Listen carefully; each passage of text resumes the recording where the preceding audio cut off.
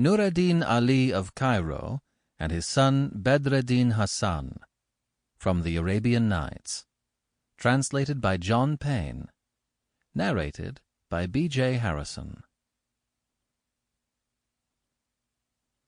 There was once in the land of Egypt a just and pious king, who loved the poor and companied with the learned. And he had a vizier, a wise and experienced man, well versed in affairs and in the art of government. This vizier, who was a very old man, had 2 sons, as they were 2 moons. Never was seen their like for beauty and grace. The elder called Shemseddin Mohammed, and the younger Nur Ali. But the younger excelled his brother in comeliness and fair favor, so that folk heard of him in distant lands, and journeyed to Egypt to get sight of him. After a while the vizier died, to the great grief of the sultan, who sent for his 2 sons and invested them with robes of honor, saying, "Let not your hearts be troubled, for you shall stand in your father's stead, and be joint viziers of Egypt." At this they were glad, and kissed the earth before him, and mourned for their father a whole month, at the end of which time they entered upon the vizierate, and the government passed into their hands, as it had been in those of their father, each ruling for a week at a time.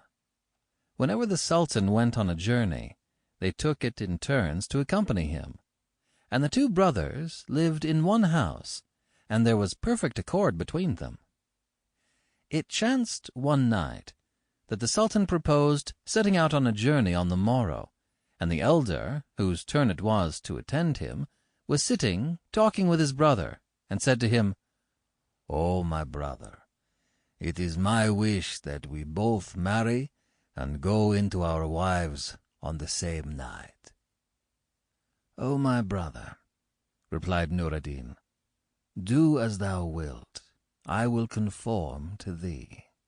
So they agreed upon this, and Shemseddin said, "If it be the will of God that we both marry on the same night, and our wives be brought to bed on the same day, and thy wife bear a boy, and mine a girl, we will marry the children to one another, for they will be cousins." "O my brother," asked Nur, "what dowry wilt thou require of my son for thy daughter?" Quoth the other, "I will have of him 3,000 dinars, and 3 gardens, and 3 farms, for it would not be fitting that he bring her a smaller dowry than this." When Nur heard this, he said, "What dowry is this thou willst impose on my son? Knowest thou not that we are brothers, and both by God's grace viziers, and equal in rank? It behooves thee to offer thy daughter to my son without dowry, or if thou must have a dower, it should be something of nominal value for mere show. For thou knowest the male to be more worthy than the female, and my son is a male, and our memory will be preserved by him, not by thy daughter. But I see thou wouldst do with me according to the saying, if thou wouldst drive away a purchaser, ask him a high price, or as did one, who, being asked by a friend to do him a favor, replied, 'In the name of God I will comply with thy request, but not till tomorrow.' Whereupon the other answered him with this verse, 'When one of whom a favor's asked postpones it till next day, 'tis to a man who knows the world as if he said him nay.'"